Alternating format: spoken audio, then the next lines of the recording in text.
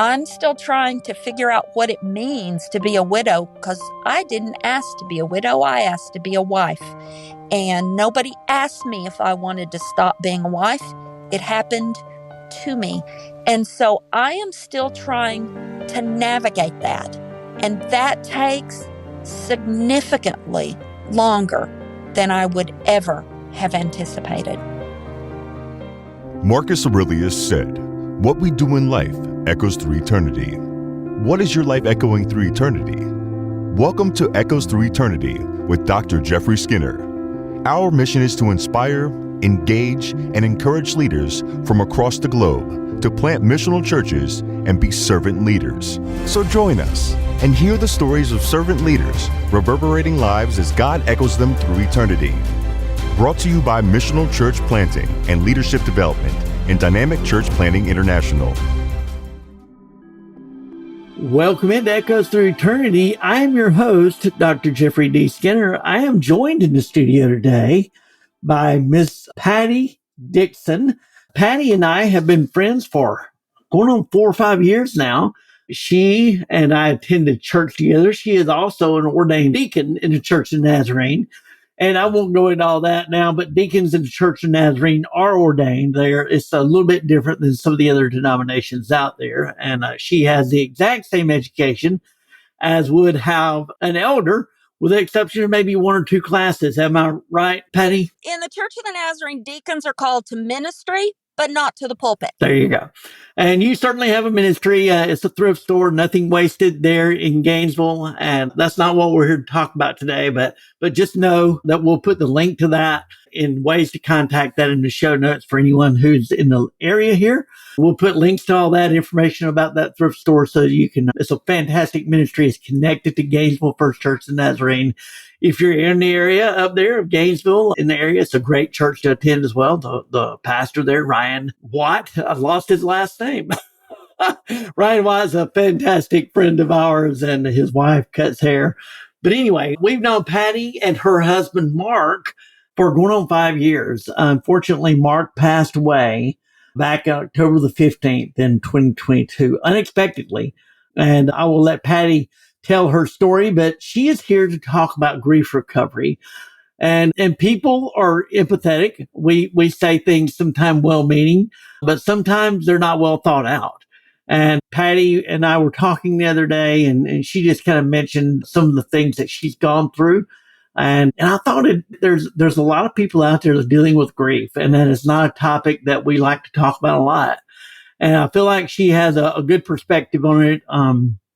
And she can talk about some of those things that people go through in the grief process. We know it on book, but when you talk to someone who's experiencing and going through it, it certainly makes a difference there. So welcome, Patti, into the show. Looking forward to the conversation.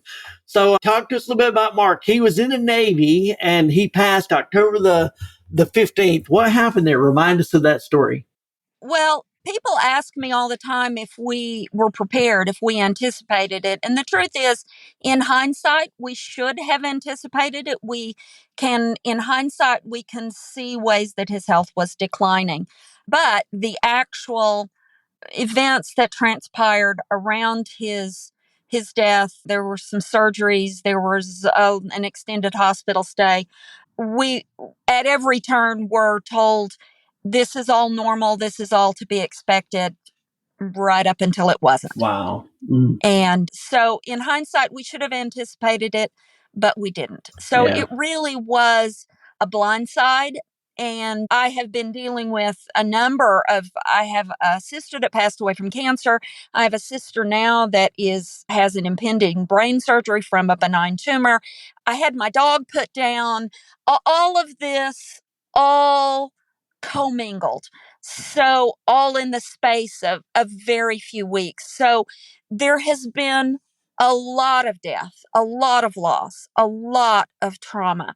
And anybody who has been in church for any period of time, in the family of the kingdom for any period of time, has either said or heard somebody say, I don't know how somebody without a church family does this. I don't know how people make it through this without a church family.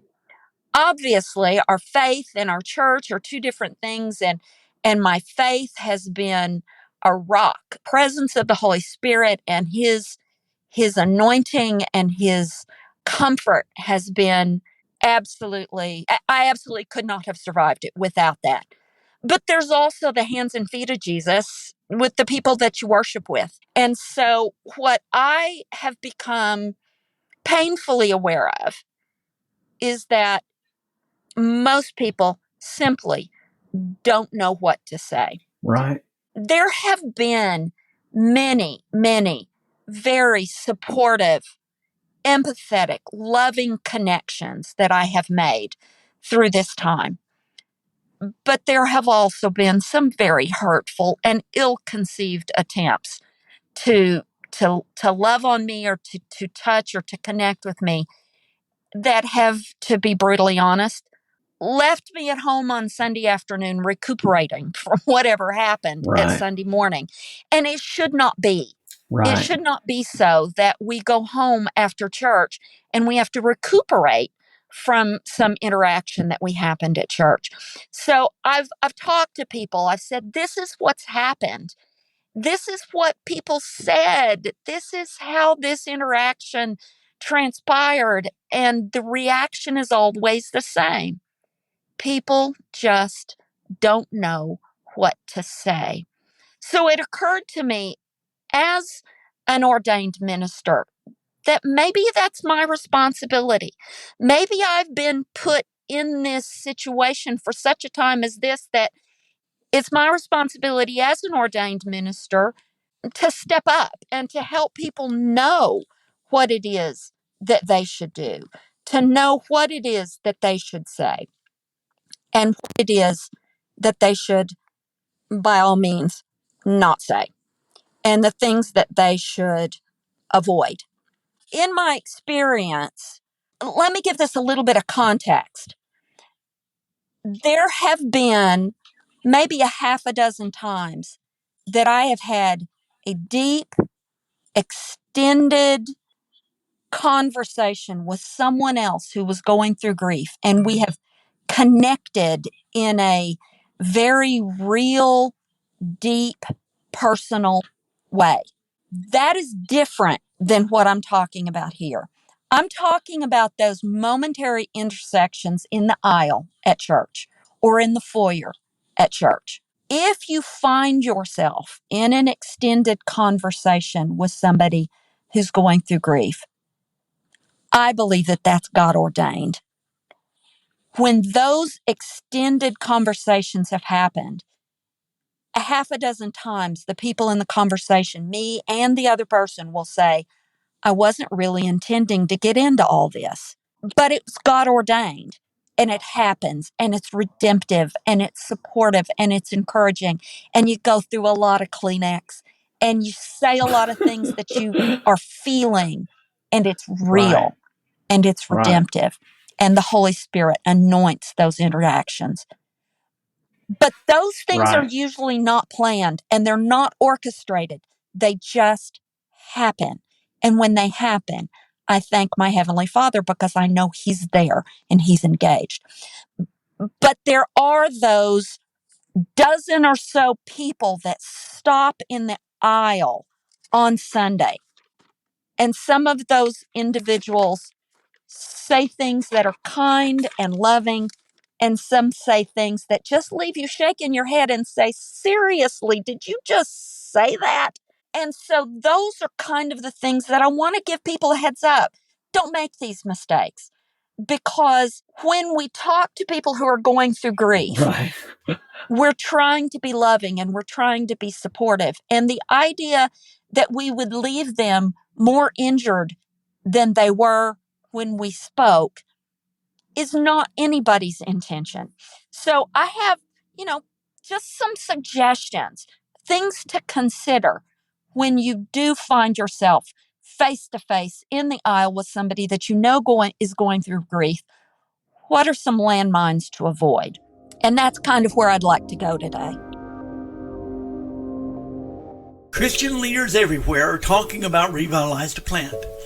Written by Drs. Desmond Barrett and Jeffrey D. Skinner, Revitalize to Plant is more than a philosophical approach to church planting and revitalization. The authors have experienced the crucible of leading in the trenches of ministry. It's gritty, practical, and most of all, recasts our vision and understanding of church planting and revitalization. Revitalize to Plant, now available on Amazon or revitalizedtoplant.com. That's revitalizedtoplant.com. The last resource you'll need to bring new life to your church. Yeah, I know in your it was kind of, it wasn't really a blog post, but it kind of was. It was just a comment that you made in a mutual Facebook group that we are in for pastors. You kind of was at 2 or 3 categories, and it seemed like one was hit and run, and the various different categories that you had there. Right. Talk to us a little bit about that. I thought that was very good categorization there that kind of helps create some context and space for people to understand. Good. First of all, don't use the word season. When you use the word season, you are implying by the use of that season that this will pass. And when you are in a grief season, it doesn't feel like a season. It feels like reality, and that it will never go away and it will never get better. So when you say season, it minimizes what they're feeling. So just avoid that word altogether. You mentioned that I said, don't hit and run. There have been people who have said very lovingly, "Hey, Patti, how are you doing today?"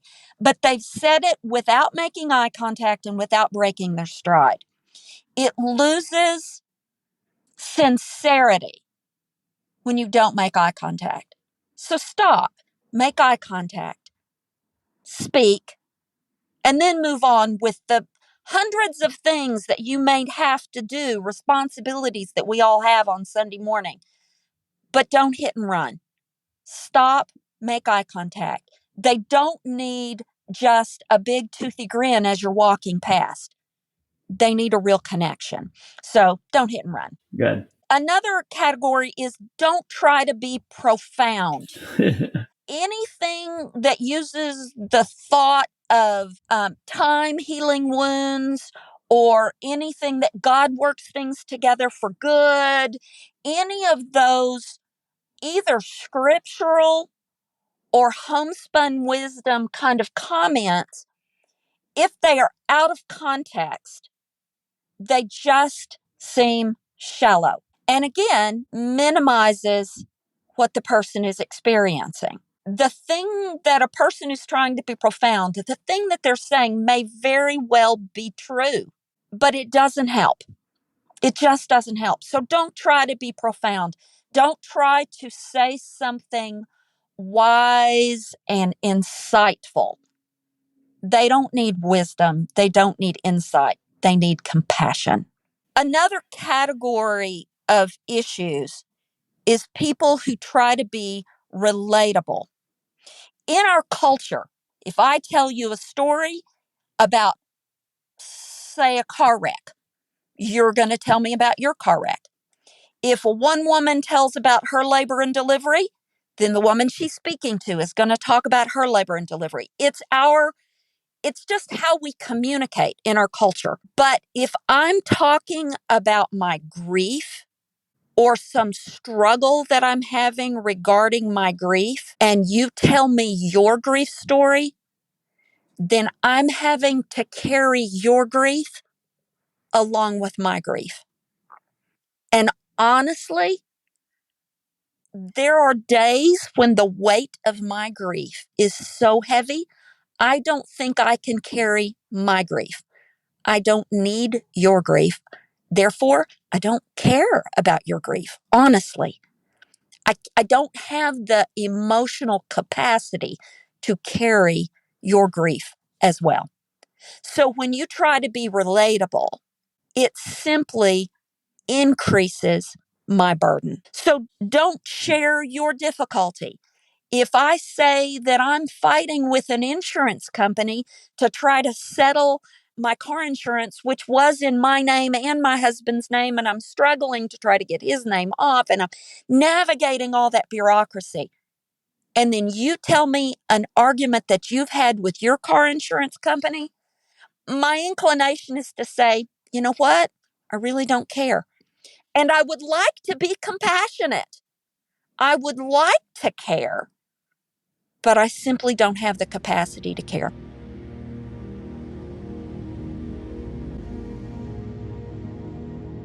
So don't try to be relatable. Anything you say that says, oh, when I was going through grief, or if I had lost my spouse, or I remember when my sister-in-law died, my brother, any stories like that add to the grief. They don't mitigate grief. So avoid all efforts to be relatable. Just listen. And a couple other things to consider is don't try to respect their privacy by avoiding them. There have been Sundays where I was just mobbed at church, and there have been Sundays I have been completely ignored. And I know that on those Sundays that I'm completely ignored, people are trying to respect my privacy. Maybe I look like I don't want to talk to anybody. Maybe that's what causes it. I don't know. But people need to know that people still care. People need to know that you have not forgotten that they have had a loss. They need to know that you still remember the person that they are grieving. So don't avoid them with the mistaken idea that you're respecting their privacy. Okay, so we're not going to use the word season. We're not going to hit and run. We're not going to try to be profound. We're not going to try to relate. We're not going to avoid them. So what do we do? And I've thought back to the times that the intersections with people were supportive and were redemptive and were encouraging and compassionate. And I think, okay, what was it that they said? And so here's my recommendation. I've said what not to say. Here's what to say. Some version of, I love you. I care. I'm still praying for you. And that's it. I love you. I care. I'm still praying for you. That's good. And when we say that to them, we're not doing anything that would minimize what they're experiencing by comparing it to our grief, by tacking some out of context scripture to it, by not trying to say how we would feel if we were in their situation. We're simply saying, we're part of the family of God, and I am still engaged for you at the throne. That's good. And that's what people need. They need to hear their name in prayer. They need to, when they're sitting at home and they're saying, I am so alone, they need to, in their mind, remember, I remember when that person told me that they were praying for me. And when they can remember that, that is encouraging long term, not just when you're staying in the aisle shaking their hands or giving them a hug, but long term, being reminded that you said you were still praying for them. Now, when you say that, when you say, I love you, I care, I'm still praying for you, wait, they may be in the mood to share, and they may open up, and there may just be this floodgate of sharing. If that happens, listen and make eye contact.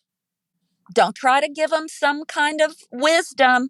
Just listen and smile and make eye contact. If you say, I love you, I care, and I'm still praying for you, and they say thank you and walk away, respect the fact that they don't want to talk right now. It's not personal. Sure. Sometimes you just don't have the capacity to be social. You just don't.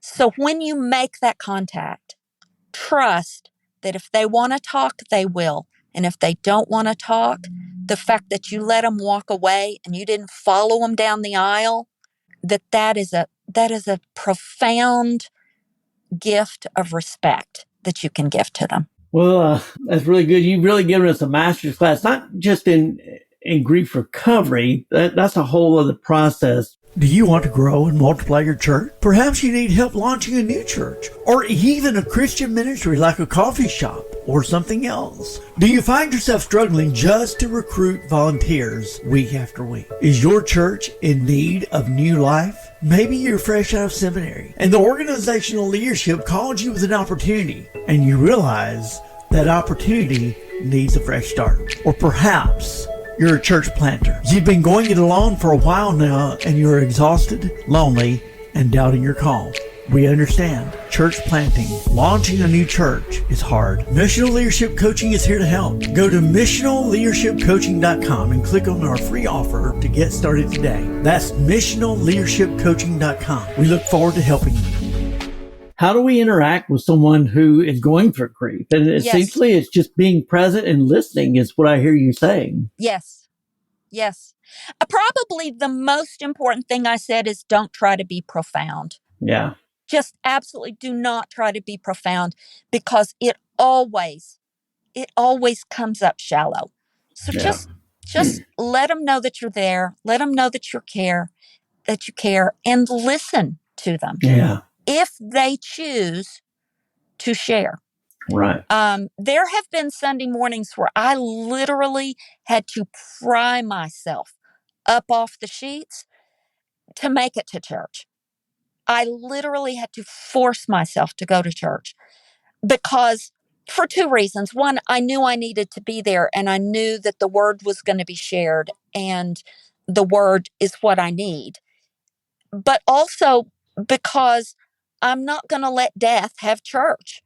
Sure. I'm not going to. Death has taken so much from me and from my family that death can't have church. And so I'm going to go to church. But when I go to church and then there's some kind of stupidness that happens at church and I have to recuperate from that, honestly, I have never gotten angry at anybody over anything they've said because I know it's coming from a good place. It's coming from an effort to be loving. But as a church, we just have to do a better job.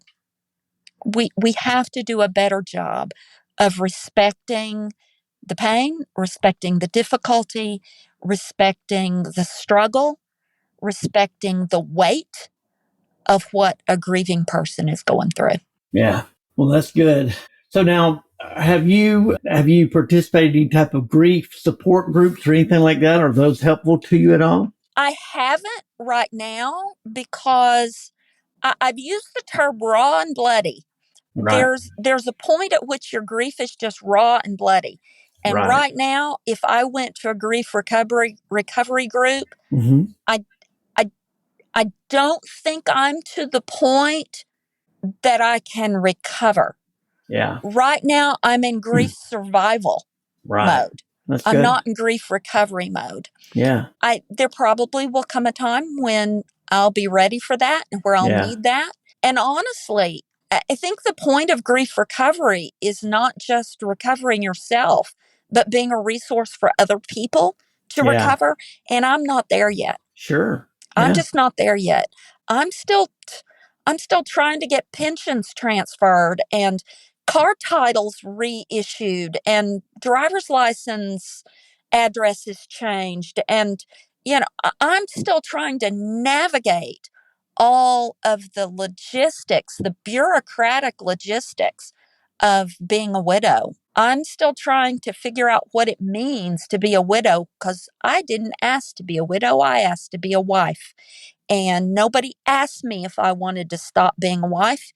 It happened to me. And so I am still trying to navigate that. And that takes significantly longer than I would ever have anticipated. And so I am all for grief recovery, but I'm just not there yet. I'm just not there yet. Yeah, I think that's a valid point. I think one of the things that we do sometimes, I say we, those of us who are not going through the grief, we tend. I heard a pastor say one time that the church is all for helping you out, but if it goes on too long, you become a problem. So I think sometimes we call ourselves trying to help, But really what we're trying to do is trying to remove the discomfort, trying to make you better. So we'll remove the discomfort for ourselves. And so I think you make a fair point that give you time to grieve, give you time to lament the loss. Right. As opposed to trying to rush through it. And you can't rush that. And the truth is, the loss, Mark's death, was a moment. It was a moment. But my adjustment to being a widow, to not being his wife, to learning how to be a person when I've been a partner, learning how to, I knew how to balance a checkbook. I knew how to use a debit card. I know how cell phone works. I'm not in that kind of a situation, but I'm having to learn how to make decisions without having a partner to run those ideas by. I'm having to, there were vacations that Mark and I were planning to take that weeks later it dawned on me, oh my word, we were planning on taking that vacation. Do I take it by myself now? Or do I scrap that idea and go on some different trip? And that sounds so petty, but it's a loss. It's an adjustment. It's a it's a process of rethinking my life and my future, and looking in the mirror and seeing a person that I recognize, when right now I look in the mirror and I see a person I don't recognize. Yeah. It's not just the loss of the spouse, but it's the loss of your identity as a spouse. And y'all were married how long? 36 years. Wow. 36 years. I think as a church, when somebody that's in our fellowship dies, we grieve. But if it's somebody that we only saw on Sunday morning, our grief process is very rapid. Yeah. And so as a church, we're over the loss. So it's harder for us to be compassionate about the other person who is going through the loss, because their grief process is so profoundly different than ours was. And not just difference in scope, but also difference in intensity. Everybody knows that it's going to take longer to overcome the loss of a spouse than overcome the loss of a person that you worshiped with on Sunday morning. We know that intellectually, but emotionally, we have to be constantly reminded this widow may be past grief survival in a few weeks, or it may be months, or it may be years, or she may never recover until she crosses the pearly gates. And we have to, as a church, respect that. That's why I said at the very, very beginning, don't use the word season. Because it doesn't, right now, my grief doesn't feel like a season. It just feels like my reality. And it feels like I will always be grieving. And so when you say the word season, it's minimizing to me. It says, yeah, we're over this. You ought to be over this. Right. And I know nobody's saying that consciously, but that's the way that word feels. It doesn't feel like a season. It just feels like my reality. And, I like I said earlier, I feel no malice or anger or resentment to anything anybody has said, because I know it was always coming from a good place. Right. But I am determined to be a better support for the next grieving person I intersect. I am determined to be a more compassionate vehicle of the hands and feet of Jesus. Good. In the future. That's good. Well, Patti, we do love you, and we are continuing to pray for you. We love Mark. We only knew him for 4 or 5 years or almost 5 years. And, he made an impact on our lives. I mean, not everybody listening to this will have known Mark, but he was one of the most generous people that you could ever meet. Indeed. And at his memorial, I can't remember, maybe it was you, maybe it was someone else, but they said, if you want to honor Mark, go to the Waffle House and leave a really nice tip for the waitress there or the waiter there. He worked in the IT department at a Waffle House. He was just known for his generosity when he go to the restaurants there. Yeah. And just wanted to be a blessing to others. And I think that that is kind of his legacy is, Wesley called it being a means of grace. Mark just called it being Mark. Yeah. And just lived his life on purpose to bless and serve others. Never asked for recognition, never asked for accolades from anyone, just wanted to do his part. Anyway, he left a mark on the world, but the world also has a loss as a result of him being gone. Thank you, Jeff. You have a great day, and I appreciate you. And again, we love you. All right? Thank you. You can be a co-creator with God by helping to echo our guest voices. Share our episodes with friends and family and on your own social media accounts. Give us positive 5-star reviews. The more positive reviews we have, the more visibility we have, and the more voices that are echoed through eternity. We often invite guests who are serving faithfully year after year, often in anonymity in their respective roles in ministries. God sees them, and the reality is for a good kingdom leader, that's enough. We do not do what we do for the accolades of humanity. We do it because we're called by God. But I believe that God uses people like you and I to continue those reverberations and echo them throughout eternity. You can partner with God by liking, subscribing, writing a quick positive 5-star review, and again, sharing those voices with friends and family and on your own social media accounts. Those reviews will eventually lead to other guests who have larger platforms that have more listeners who will then in turn listen to the show. And again, it further echoes those voices, which is the whole vision of the Echoes Through Eternity podcast here, is to continue echoing those voices that God is echoing through eternity there. So like and subscribe and review us if you would. We'd appreciate that greatly.